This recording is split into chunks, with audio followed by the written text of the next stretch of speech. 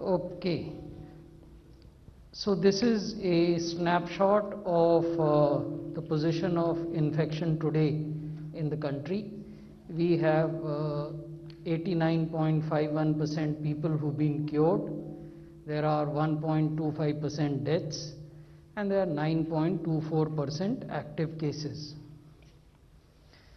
If we look at the new cases, you will find that the previous highest surge has already been crossed and the trend is going upward. So that is a cause for worry, and that is something that we continuously share with the states and UTs and try to help them in tackling the pandemic in a more effective manner. As we engage with you today, there are 53 central teams which are camping in 53 districts of the country, which are showing surge in cases, and these central teams are helping the district administration as well as the state administration, particularly the health department and the revenue officials, in tackling the pandemic. If we look at daily deaths, they also are showing an increasing trend. However, the previous surge highest point was 1114. Presently, we have reported 879 deaths. So these are the states of concern, and you will see week on week how average daily cases are going up, how the test per million is behaving in that state, and what is the daily RT-PCR share, and what is the weekly positivity rate. In case of Maharashtra, you will find that the average daily cases week on week have grown significantly and have reached a level of 57,000 plus. The test per million are also growing, but they are not keeping pace with the growth of average daily cases. And if we look at the share of RT-PCR tests, that's progressively coming down. So that is something that we repeatedly request the state to address. The ideal proportion is 70% RT-PCR tests and 30% rapid antigen tests, because we believe that both tests are important. Rapid antigen tests have their value, particularly as a screening test in areas which are densely populated and in those areas which are showing a recent cluster of new cases. So once they are used as a screening test, those who test negative in those rapid antigen tests have to be mandatorily subjected to RT-PCR. The weekly positivity rate, you will see, is very high, 24.66%, and this is when the RT-PCR tests are relatively low. So we have reason to believe that if RT-PCR tests proportion goes up, then the positivity may show a corresponding increase. And this is not something which is specific to Maharashtra. This is something to all such states where RT-PCR percentages are low. So this is Chhattisgarh. You will see that in the mid-February, they were reporting hardly 200 cases. But today, it is 11,504 cases. So that's the average, how it has changed. The average test per million have increased, but have not kept pace with the change in cases. And the average daily RT-PCR share is roughly 28 to 30%. So this is again an instance where a ramping up of RT-PCR abilities or test capacities is needed. We have through ICMR offered to the states that they could, if they so desire, make use of mobile testing labs. These technologies have been perfected, developed within the country, and there are multiple private players who are offering such mobile tests at a very cost-effective rates. RT-PCR machines have also been put on the government e-marketplace, which is GEM, so that procurement could be easier and could take lesser time. Weekly positivity in case of Chhattisgarh is increasing from 1.5%, it has increased to 27.95, almost 28%. So this is another cause for concern. If we look at Uttar Pradesh, you will find that from average 89 cases a day, it has increased to 10,000 cases a day. The average test per million are also increasing, but as I told you is the case with other states, the rate of change of cases and rate of change of test per million have to keep pace with each other, which is not the case here. The average daily RT-PCR tests are around 45 to 44%, so they also need to be ramped up. The weekly positivity is below 5, 4.84, but it is showing a rising trend. अगर हम पंजाब को देखें तो ये 300 के लगभग case प्रतिदिन report होते थे फरवरी के मध्य में, अब ये बढ़कर 3000 केसेस हो गए हैं प्रतिदिन. एवरेज टेस्ट पर मिलियन, प्रति 10 लाख की आबादी पर आप कितने टेस्ट करते हैं, वो बढ़े जरूर हैं लेकिन उस अनुपात में नहीं बढ़े हैं जिस अनुपात में प्रतिदिन आने वाले केसेस बढ़ रहे हैं. RT-PCR का जो शेयर है वो जरूर 70% है. वीकली पॉजिटिविटी में एक हल्का डिक्लाइन हम पिछले 2 सप्ताहों में देख रहे हैं, लेकिन डिक्लाइन के बावजूद ये जो पॉजिटिविटी है ये 8% है. आप लोग जानते होंगे कि WHO की जो गाइडलाइंस हैं वो ये कहती हैं कि अगर आप 5% या उससे कम पॉजिटिविटी पर हैं तो चीज़ें नियंत्रित करने में आसानी होती है. अब अगर कर्नाटका की स्थिति को देखें तो यहाँ 404 केस आते थे प्रतिदिन औसतन, अब ये बढ़कर 7700 हो गए हैं. टेस्ट पर मिलियन बढ़े हैं लेकिन उस अनुपात में नहीं. जो अनुपात RT-PCR टेस्ट्स का है, the share of average RT-PCR tests in total tests, that is quite good, it's 92%. But the weekly positivity rate is increasing and it is at 6.45. If we look at Gujarat, from 275 cases per week in mid-February, they have increased to 4,500 cases in the recent week. Test per million have increased substantially from 267 to 1574, but they need to be increased further. If we look at the share of RT-PCR, it is still hovering around 48 to 50%, needs to go up. Weekly positivity had declined in mid-March, but is again climbing up. It is less than 5%, but at 4.5, it is showing a upward trend. If we look at Madhya Pradesh, from 267 cases on an average every day, ये बढ़कर 4900 हो गए हैं. इनके average test per million 441 हैं, इनको और बढ़ाने की आवश्यकता है. RT-PCR शेयर 73% है, ये संतोष की बात है, लेकिन वीकली पॉजिटिविटी रेट लगातार बढ़ रहा है और 13% पर अभी है. तमिलनाडु में भी लगभग वही स्थिति है. 450 केस औसतन प्रतिदिन आते थे फरवरी के मध्य में, अब ये बढ़कर 5200 हो गए हैं. एवरेज टेस्ट पर मिलियन बढ़े थे लेकिन इधर फिर पिछले 2 सप्ताहों से वो घट रहे हैं, इनको बढ़ाने की ज़रूरत है. RT-PCR का शेयर 97 से 98% है, ये संतोष की बात है, लेकिन वीकली पॉजिटिविटी रेट बढ़ रहा है और अब बढ़कर लगभग 7% से अधिक हो गया है. दिल्ली को अगर हम देखें तो यहाँ औसतन 134 मामले नए आते थे फरवरी के मध्य में, अब ये बढ़कर 8104 हो गए हैं. ये औसत वीकली औसत है. अगर आप किसी एक दिन का देखें, जैसे पिछले 24 घंटे का देखें, तो दिल्ली में 11,000 से ज़्यादा केसेस आए. एवरेज टेस्ट पर मिलियन यहाँ बढ़ा है 5256, इसको कुछ और बढ़ाने की आवश्यकता है.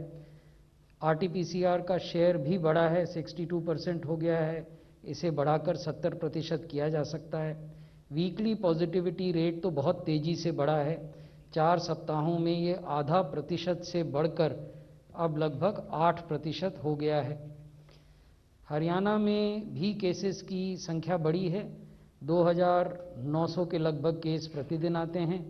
एवरेज टेस्ट पर मिलियन बढ़े हैं, लेकिन और बढ़ाने की ज़रूरत है। 901 टेस्ट प्रति 10 लाख की आबादी में हरियाणा करता है। RT-PCR का शेयर अच्छा है, ये 90 से 91% इनके कुल टेस्ट RT-PCR होते हैं। वीकली पॉजिटिविटी रेट लगातार बढ़ रहा है, 11.5% है, ये चिंता की बात है, इसलिए टेस्ट्स बढ़ाने की आवश्यकता है। केरल में जो डिक्लाइनिंग ट्रेंड हम देख रहे थे 4 सप्ताहों से, वो पिछले 3 सप्ताह में अब फिर से बढ़ने लगा है। केरल में केसेस 1800 प्रतिदिन हो गए थे 4000 की ऊंचाई से घटकर, लेकिन अब फिर वो 5000 के लगभग प्रतिदिन हो रहे हैं। Average test per million per day is declining, this needs to be increased. RT-PCR का शेयर 43% है, इसको भी बढ़ाने की ज़रूरत है। वीकली पॉजिटिविटी रेट भी 2% से नीचे आ गया था, लेकिन अब ये फिर बढ़ा है और 8% से ऊपर चला गया है। तो ये तो कंसर्न के राज्य हैं, लेकिन ऐसा नहीं है कि इनके अलावा बाकी राज्यों में केस नहीं बढ़ रहे हैं। तो केस जहाँ भी बढ़ते हैं वहाँ हम test, track, treat, covid appropriate behaviour और वैक्सीनेशन, इन 5 बिंदुओं पर कार्रवाई करने की सलाह राज्यों को देते हैं। इन 5 में से 4 बिंदुओं पर बहुत प्रभावी कार्रवाई पिछले साल हुई थी सभी राज्यों के द्वारा, और कोविड के नंबर्स पर नियंत्रण पाया गया था। हमारा बार बार राज्यों को यही परामर्श है कि कोई कारण नहीं है कि इस स्ट्रैटेजी को पुनः अगर हम एफिशिएंटली इम्प्लीमेंट करते हैं तो इसके सकारात्मक परिणाम, पॉजिटिव रिजल्ट्स हमें देखने को न मिलें। अब कुछ बात वैक्सीनेशन के बारे में। आज सुबह 8 बजे तक 10 करोड़ 85 लाख से ज़्यादा वैक्सीन की डोजेज़ हमारे देश में एडमिनिस्टर हुई। पिछले 24 घंटे में 40 लाख से ज़्यादा डोजेज़ एडमिनिस्टर हुई। और जो 45 बरस से ऊपर के लोग हैं, हेल्थ केयर वर्कर्स हैं, फ्रंट लाइन वर्कर्स हैं, उनको कितनी डोजेज़ दी गई, ये जानकारी हमने इस स्लाइड में आपको दी है। समय समय पर ये विमर्श भी हमारे मित्र करते हैं मीडिया में कि क्या वैक्सीन की पर्याप्त उपलब्धता है कि नहीं है, और ये आंकड़े पिछले कुछ दिनों में हमने देखा कि अलग अलग मीडिया के माध्यम से, चाहे वो सोशल मीडिया हो, प्रिंट या इलेक्ट्रॉनिक हो, पब्लिक स्पेस में भी आए हैं। आज हम भी आपको एक बड़ी जो बर्ड्स आई व्यू है, विहंगम दृष्टि, वो इस पर देना चाहते हैं।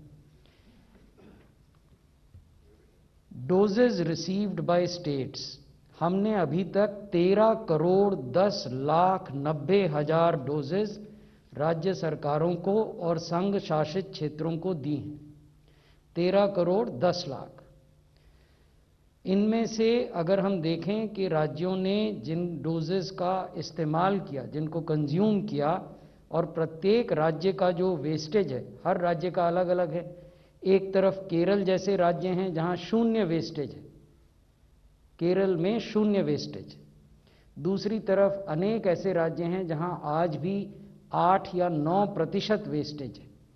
तो अगर वेस्टेज को मिला दें और कंजम्पशन को देखें तो राज्यों ने 11 करोड़ 43 लाख डोजेज का इस्तेमाल किया, वेस्टेज और कंजम्पशन को मिलाने के बाद।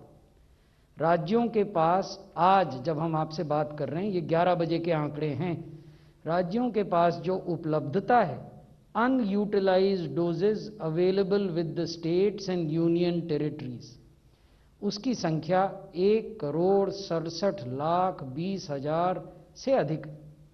So that means that today as we talk to you, 1 crore 67 lakh 20,000 plus doses are available with states and UTs for administration.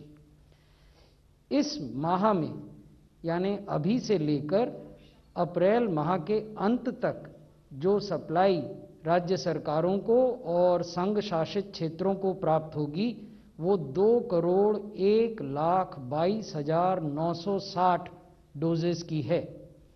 तो इससे ये स्पष्ट होता है कि समस्या बेहतर प्लानिंग की है, समस्या डोजेस के अभाव की नहीं है।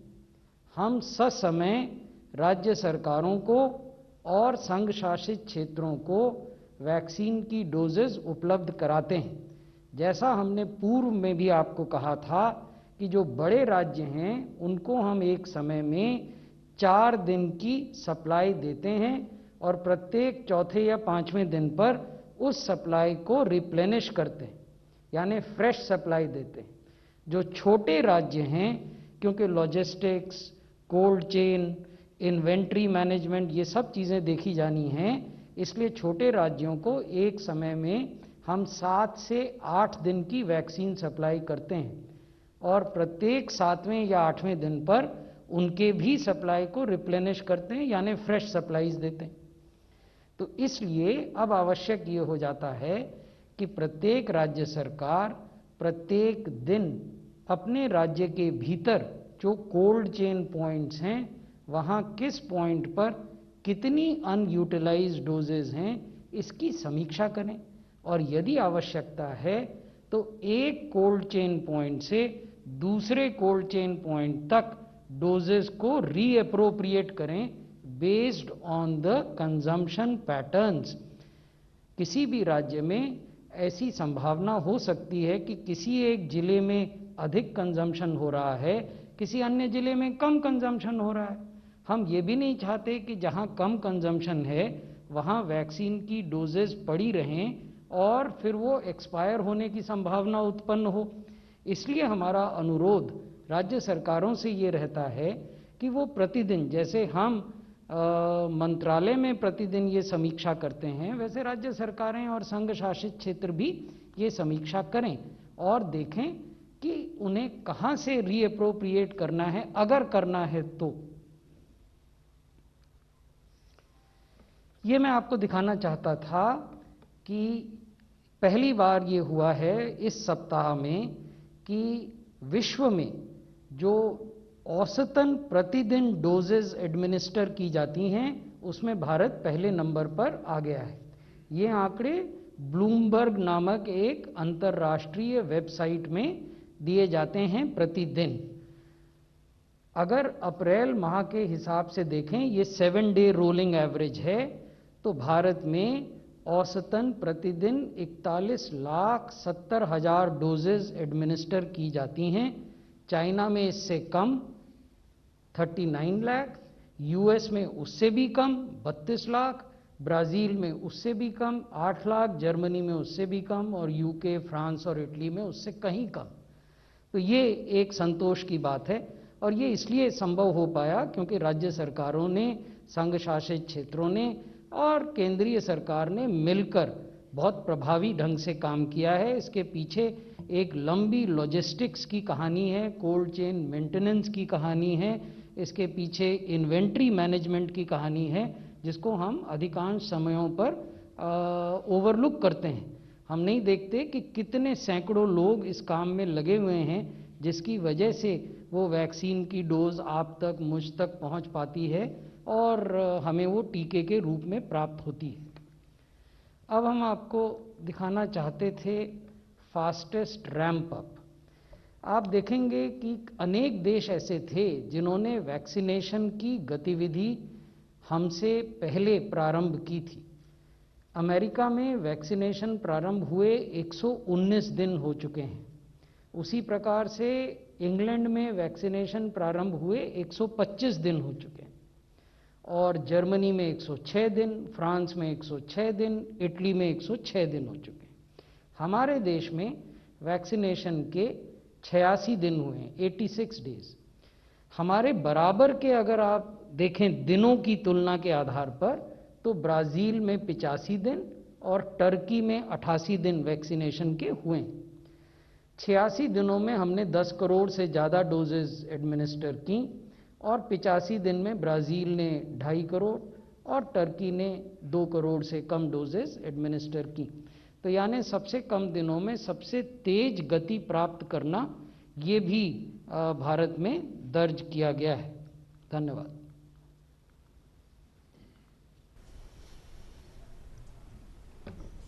धन्यवाद।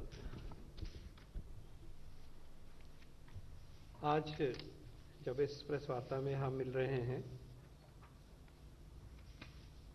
तो पेंडेमिक की सिचुएशन आपने देखी, वैक्सीन के रैंप अप को, वैक्सीन के प्रोग्राम की स्पीड को बढ़ाने के लिए जो एफर्ट हो रहे हैं उसको आपके समक्ष प्रस्तुत किया गया। इसके अलावा टीका उत्सव मनाया जा रहा है 11 अप्रैल से 14 अप्रैल तक, और उसमें जो गति लाई जा रही है टीकाकरण में वो भी आपके समक्ष है। इनफैक्ट मैं चाहूँगा कि वो इंक्रीज जो हुई है उसके बारे में राजेश जी आप कहना चाहेंगे? कल जितना किया हमने देखिए, अब कल 40 लाख से ऊपर वैक्सीन लगे हैं और इसमें गति और लाई जाएगी। सब समूह जुड़ के इसमें लगे हैं। जहां हम 45,000 के लगभग एक दिन में टीकाकरण के सेंटर्स रखते थे, होते थे, तो इस मिशन मोड में जो माननीय प्रधानमंत्री जी ने जब आदेश दिया उसके बाद इसको उत्सव को मनाया जा रहा है। कल हमारी जानकारी है कि 71,000 जगह पे टीकाकरण हुआ, 71,000, और आज सुबह मैं जब चेक कर रहा था तो 65,000 के करीब सेंटर्स एक्टिव थे। तो एकदम क्वांटम जंप है डिलीवरी ऑफ वैक्सीन का, और ये आज हम आपको ये बड़ी खुशी से बता रहे हैं। और 14 अप्रैल तक जाते जाते कई मानक, कई माइलस्टोन और भी आपके समक्ष आएंगे। वैक्सीन के ही प्रावधान में 2 महत्वपूर्ण डेवलपमेंट्स हुई हैं और उनके ऊपर कलीग्स हमारे डॉक्टर भार्गव, राजेश जी भी बताना चाहें, लेकिन मोटे तौर पे देखिए एक बहुत पॉजिटिव डेवलपमेंट हुई है कि एक तीसरा वैक्सीन हमारे देश में अब इमरजेंसी यूज़ के लिए आगे आ गया है। ये स्पुतनिक वैक्सीन है, भारत और रशिया की, रूस की मिलीजुली कोलैबोरेशन है। ये बहुत मेहनत के साथ इस वैक्सीन के सिस्टमैटिक स्टडी करते करते अच्छे तरीके से इस वैक्सीन का ट्रायल हुआ, पूरी प्रक्रिया को पूरा किया गया। ट्रायल में गए, महीनों से ये मेहनत हो रही है, ट्रायल के रिजल्ट्स देखे गए, और जो डेटा हमारे देश का है उसको बाहर के देशों के डेटा के साथ मिला के 28-30 हज़ार के करीब जो पेशेंट का डेटा है उसको लेके जो फैसला किया गया है वो आपको मालूम है। तो एक बहुत सिग्निफिकेंट डेवलपमेंट है। इसके बारे में, इसके रोल आउट के कार्यक्रम के बारे में आपके सामने प्रस्तुति होगी। सारे हमें ये मालूम है कि इसमें मैन्युफैक्चरिंग भी होगी, वैक्सीन भी आएगा। तो we'll continue to discuss how it has to be, this opportunity has to be used and used expeditiously, quickly and comprehensively, और वो आपके सामने आएगा। तो स्पुतनिक भी वैक्सीन को देश में आना, देश में लागू होना, ये डेवलपमेंट एक बहुत सिग्निफिकेंट डेवलपमेंट है। इसके साथ ही आज अभी आपने प्रेस रिलीज देखी है, बहुत ज़्यादा मैं एक्सप्लेन अभी नहीं करूँगा, ज़रूरत होगी तो कर देंगे, लेकिन उसके आधार पर एक बहुत सिग्निफिकेंट रेगुलेटरी बदलाव आया है। बाहर के जो विदेश में बने हुए वैक्सीन हैं, अगर उनको यूएस के रेगुलेटर ने, यूके के रेगुलेटर ने, ईयू के रेगुलेटर ने और जापान के रेगुलेटर ने अप्रूव किया है या डब्ल्यूएचओ की इमरजेंसी यूज ऑथराइजेशन लिस्ट में इंक्लूड हो गया है, देन दैट और those vaccines are approved for use in India. A prior precondition of a clinical trial will not be applicable, and this is a provision for COVID-19 vaccines only under the special circumstances of the day of the pandemic related urgency that is prevailing in the country. Just to complete that narrative, yes, a bridging study will continue even after this is being rolled out, and the data will be seen by the regulator as per the procedures. But the prior need for clinical trial will not be there. This therefore compresses the timelines, and this is a very liberal regulatory step that will increase the access to vaccines that are manufactured in other countries. For 100 days, for the first 100 individuals who will receive the vaccine, their safety will be watched for a period of 7 days. So that's another small condition. But essentially, if these regulators, any of these regulators have approved the vaccine, this vaccine is now ready to be brought into the country for use and manufacturing and fill and finish. Very significant development, and we hope and we invite the vaccine makers such as Pfizer, Moderna, Johnson & Johnson, and others who are in the other stages eventually, who will seek the licensure from any of these agencies to be ready to come to India at the earliest possible. That was my first point.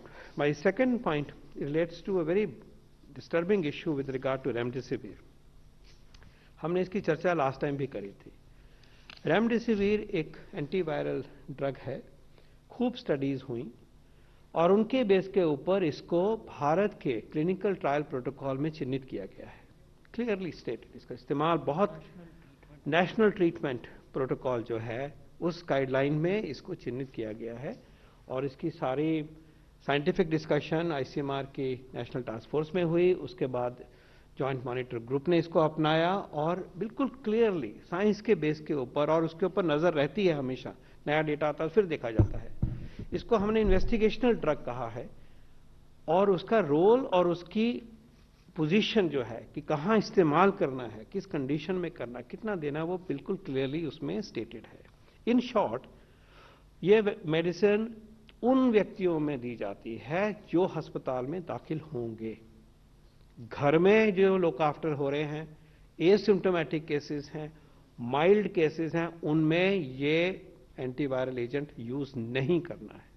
There is no question of use of remdesivir in home setting. No, this is required for those individuals who require hospitalization and are not only that, are on oxygen. That is the precondition. उस situation में इस medicine को दिया जा सकता है और investigational drug की तरह से. इसका मतलब कुछ कंसेंटिंग प्रोसीजर होगा, because these are the drugs that have come up also for emergency use in the course of the pandemic. So this is a drug to be used only in hospital. This is a drug to be supplied only to the hospital, not on the chemist shop, to be procured by a patient. ये चीजें procure की line लग रही है, ये distortions हैं और ये गलत डायरेक्शन में जा रही है. उसे पैनिक भी हो रहा है, भ्रम भी हो रहा है. हम इसको बड़े जोर के साथ और विनती करते हुए ये कहेंगे कि रैशनल यूज होना चाहिए रेमडेसिविर का. हॉस्पिटलाइज्ड इंडिविजुअल में जिसको ऑक्सीजन की आवश्यकता है, डॉक्टर प्रिस्क्राइब करेंगे, अस्पताल में ही ये सप्लाई होगी, इन्वेस्टिगेशनल थेरेपी की तरह इसको लिया जाएगा और उसी टाइम पीरियड उसी डोज के लिए लिया जाएगा जिसको कि डॉक्टर भार्गव के अंडर जो नेशनल टास्क फोर्स है और जेएमजी जो हमारी मिनिस्ट्री में है, उन्होंने इसको नेशनल प्रोटोकॉल कोविड-19 का जो है उसमें लिखा है. और ये भी मैं बताना चाहूँगा, जैसे विदित है आपको कि इसका एक्सपोर्ट रोक दिया गया है, इसकी थोड़ा सा शॉर्टेजेस इन सम एरियाज की खबरें आई थी, वो सब उसमें सुधार आ गया है. कोई घबराने की ज़रूरत नहीं है. ये मेडिसिन प्लेंटीफुल अवेलेबल है, ठीक तरह से इस्तेमाल करने की ज़रूरत है, भ्रम फैलाने की ज़रूरत नहीं है. ये बात आप प्लीज़ लेकर चलिए. और मैं विनती करता हूँ अपनी फिजिशियन कम्युनिटी को, हम सब की तरफ से कि जो इसका रैशनल, जुडिशियस, करेक्ट यूज है, आप प्लीज वही करिए.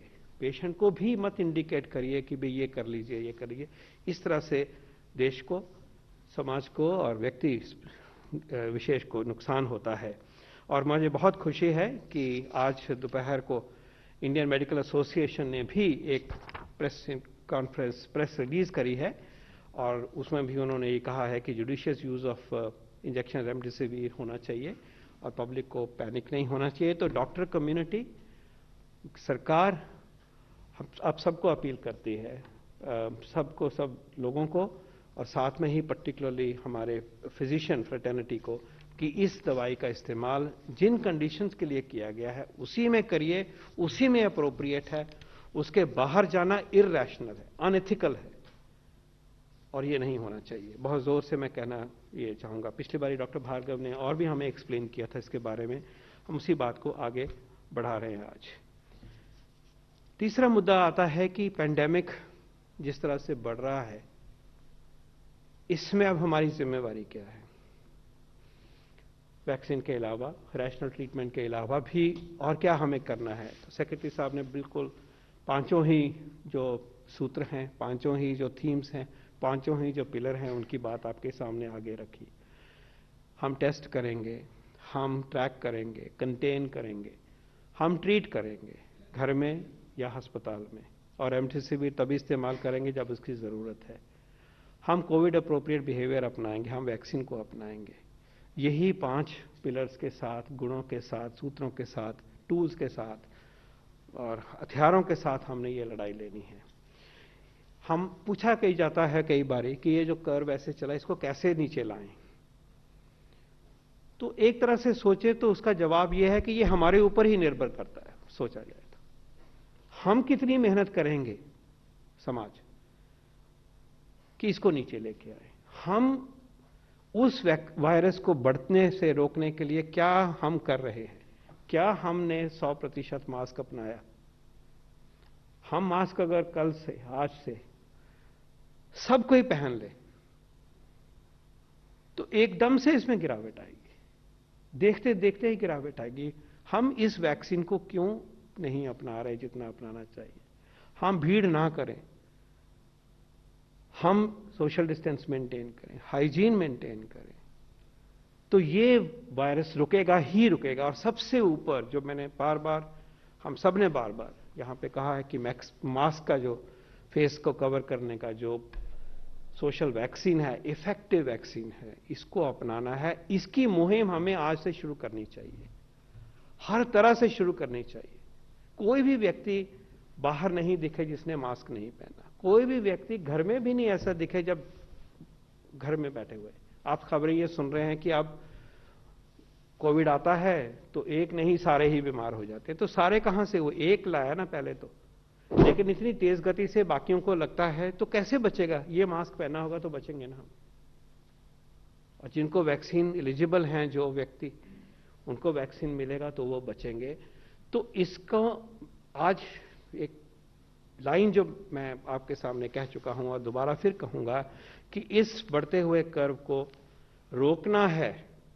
कि आप पूछें कैसे रोकना और कब रुकेगा, ये हम पे निर्भर करता है कि हम अब कितनी मेहनत कर लें। नहीं तो जैसे आप देख रहे हैं बहुत सीरियस सिचुएशन इमर्ज हो रही है, कुछ प्रदेशों में ज्यादा खराब है, लेकिन ये देशव्यापी समस्या है। ये आज हम दोबारा कह रहे हैं, पहले भी हमने इसी मंच से पहले भी कहा, देशव्यापी समस्या है। और जो प्रदेश जिनमें नंबर अभी कम है, वहां भी अगर ट्रेंड को देखें तो ठीक नहीं है। तो क्या ये वक्त नहीं आ गया है कि हम जो अपनी जिम्मेवारी निभाएं और मास्क पहन के, सोशल डिस्टेंसिंग करके, भीड़ कम करके, हाइजीन करके इसको रोकें। और सबसे ऊपर मास्क, और सबसे ऊपर उसके साथ साथ है कि जो एलिजिबल पॉपुलेशन है, जिनकी जान बचानी है, उनको टीका लगे। और आपने देखा कि टीकाकरण की स्पीड कैसे बढ़ रही है, टीकाकरण कितना उपलब्ध है, इसको अपनाइए। हमारे ऊपर निर्भर करता है कि ये जो इधर चला हुआ है रॉकेट की तरह, इसको हम कैसे रोक के नीचे लाएं, हेडविंड कैसे पैदा करें। ये अगर जहाज की तरह चला हुआ है तो कैसे हवा लाएं कि ये स्लो हो जाए, चेन ऑफ ट्रांसमिशन कैसे रोकें। वायरस का प्रभाव एक से दूसरे को जाने के लिए जो उसकी मर्जी है उसको तोड़ना है, उसको रोकना है, उसको दबाना है। नहीं तो फिर वो आगे चलता ही रहेगा, उसने चलना है। उसको बहुत लोग ऐसे मिल रहे हैं जो इररिस्पॉन्सिबल है, उनको पकड़ता है, उनसे फिर अगलों को पकड़ता है। ये मास मूवमेंट होनी चाहिए, सबकी बात होनी चाहिए, इसकी गूंज होनी चाहिए। आज जो बात है ये अगले हफ्ते में भी टाइम हमारा कम हो जाएगा। आज अपनाएंगे तो हम फिर बच पाएंगे, नहीं तो फिर दूसरा है, सहना पड़ेगा, फिर उसके नुकसान को भी सहना पड़ेगा। और इसका नुकसान जो है वो चारों तरफ से होता है, व्यक्ति के लिए होता है, देश के लिए, इकोनॉमी के लिए डिसरप्शन होती है। हमने एग्जाम्पल पैदा करना है कि सेकंड वेव को इंडिया ने कैसे हैंडल किया। वेव आई है, ठीक है, लेकिन जैसे सिद्ध किया सबसे अच्छी तरह से पहली वेव को संभाल करके, हम ये भी दिखाएंगे कि सेकंड वेव को भी कैसे संभाला जाता है अपने देश को बचा के।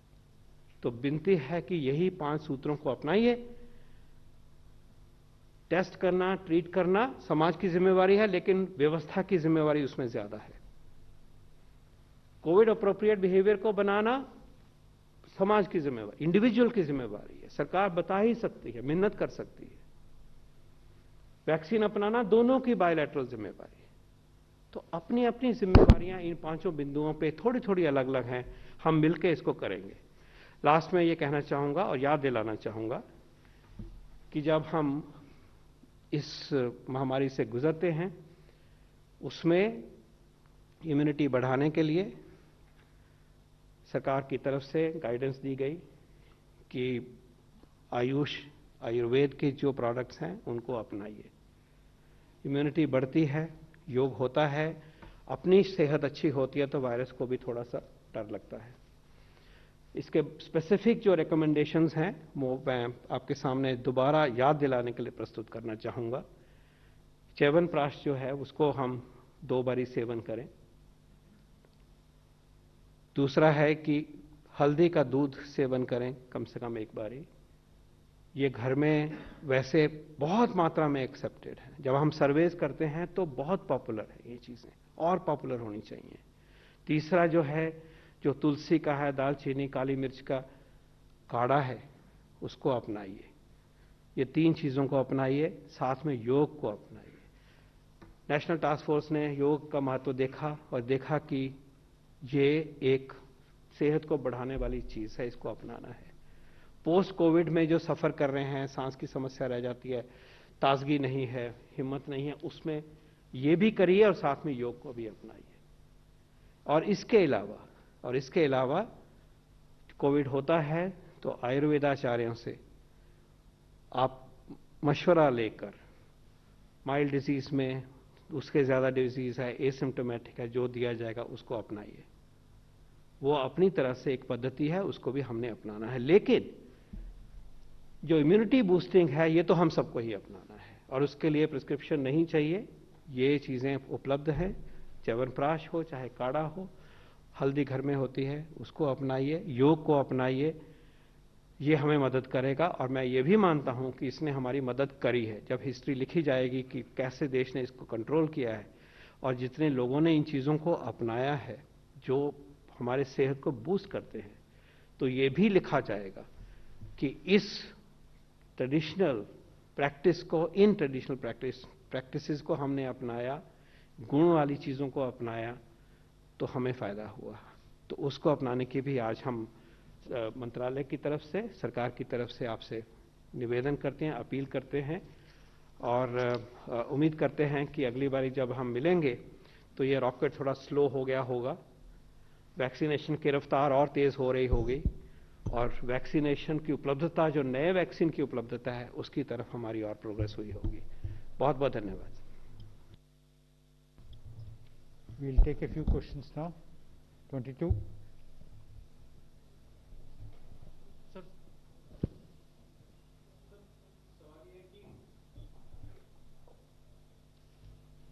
Please identify yourself.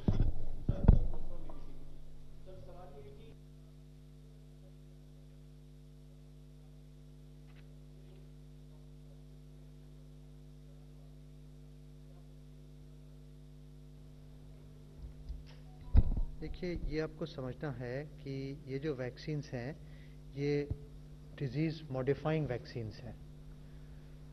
In vaccines को लगने के बाद, दोनों डोज लगने के बाद एंटीबॉडीज़ आ जाते हैं और चांसेस ऑफ इन्फेक्शन कम हो जाता है। सीवियर इन्फेक्शन और डेथ की चांसेस कम हो जाती है। कम 85% reduction of hospitalisation after vaccination, that is well established internationally. ये आपको देख के रखना है। Number 15.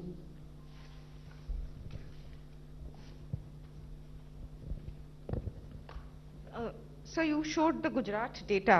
The Gujarat positivity is still not that high. But what is happening there? Because we are seeing reports of the crematoria grills melting because it can't stop. And that the High Court, the Gujarat High Court has expressed unhappiness at the way things are going. Some political parties in Gujarat are distributing remdesivir, it seems. What is happening there, sir? We would not want to comment observations made by Honorable High Court or other such judicial forums. We only deal with facts as we analyze them, and we have shared those facts with you. We have shown you the positivity rate, we have shown you the number of cases, how they have increased. Next time, if you are interested, we would also share with you the mortality figures. Number 16. So Leroy from Mint. So with regards to the revised norms that were announced today, now Serum Institute is manufacturing Novavax's vaccine. If Novavax gets a USFDA approval, will that also be eligible for a waiver? And also, when is the earliest that you're expecting the vaccines from this to be? You see, you need to understand what is the implication of the regulatory modification and refinement which has been done today. So there are four important things that you need to remember. That would then put things into perspective. I would not be dealing with specific examples of vaccines, the one that you have mentioned. But hopefully what I would tell you would then put things in perspective. So the first important issue is that today's decision has created a enabling regulatory provision. So this enabling regulatory provision is to enable what? This is to enable those foreign-made vaccines, COVID-19 vaccines, which have been approved by credible foreign regulators. And what is it that we mean when we say credible foreign regulators? You would find that we have enumerated those, including WHO's emergency use list. So that is point number 2. Point number 3, it denotes a very significant streamlining and fast tracking of the regulatory approval system. And when we say streamlining and fast tracking of regulatory system, it means that the precondition of having a bridging clinical trial, which is phase 2, phase 3 here for a foreign vaccine, before it could be considered for an emergency use authorization, has been done away with and has been replaced with a parallel bridging trial. As the approval happens, the clinical trial can proceed. So therefore, the availability of the vaccine becomes that much faster. So this is broadly what has been done. It also opens up eventually doors for import of bulk or import of finished vaccines, which is in vials, or import leading to fill and finish in the country. So this is something which has to be kept in mind to analyze the far-reaching impact, the extremely significant change which has been brought about today. 116. Sir, I am Monica from Hindu Business Line. Sir, in the context of Dr. Reddy's vaccine, I would like to know whether the procurement will be opened up to the retail sector also, and also if you could throw some light on its pricing and distribution. Yesterday, the subject expert committee gave its recommendation on this specific vaccine to the national regulator, that is the Drugs Controller General of India. Today in the morning, formal orders were issued granting this vaccine the emergency use authorization by the national regulator. There is one major company which has an agreement with the Russian counterparts.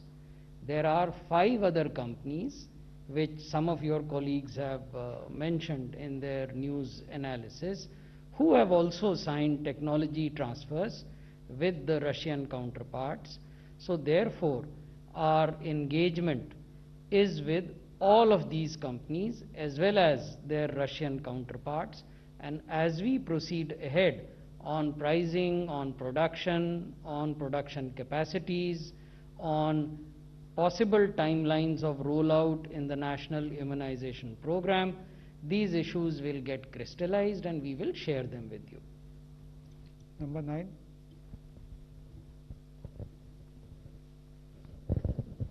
मैं परिमल हूँ NDTV से।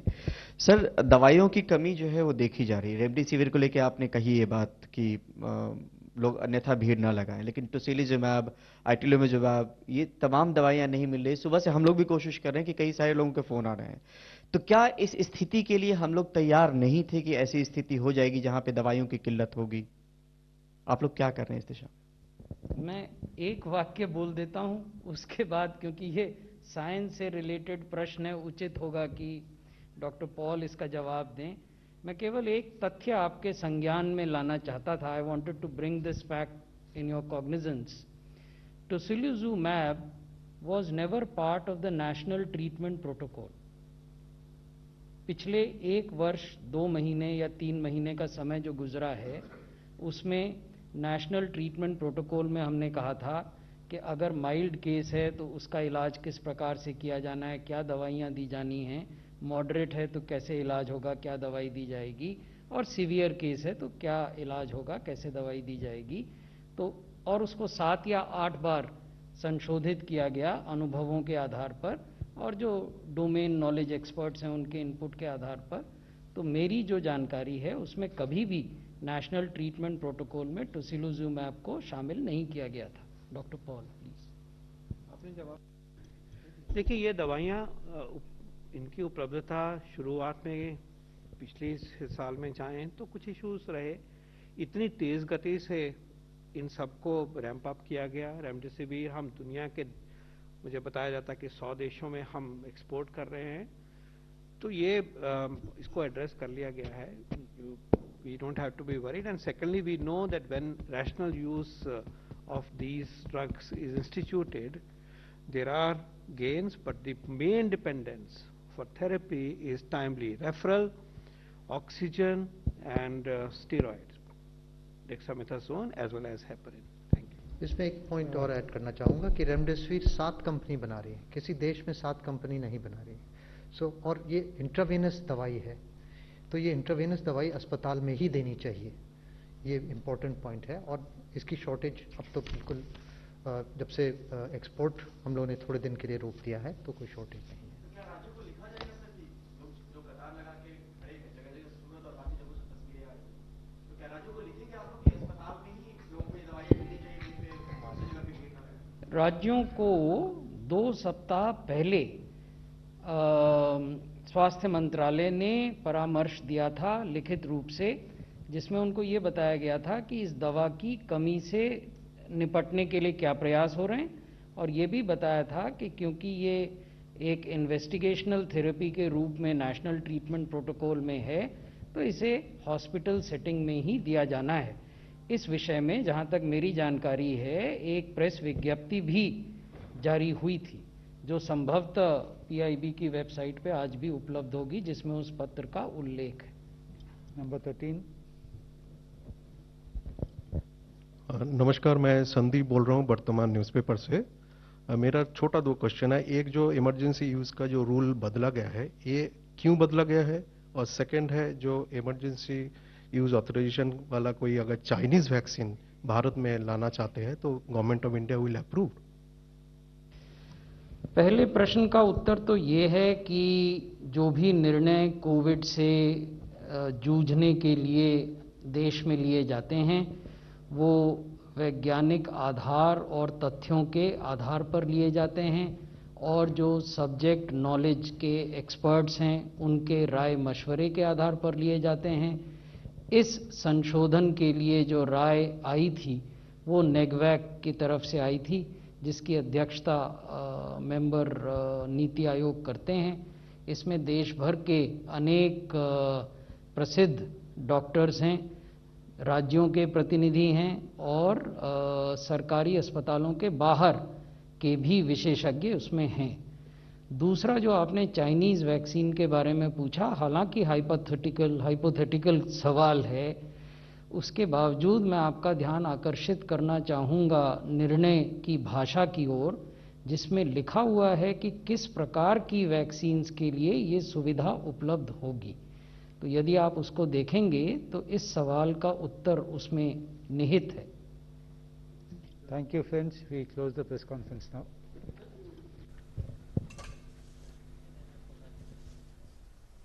अभी आप वजारत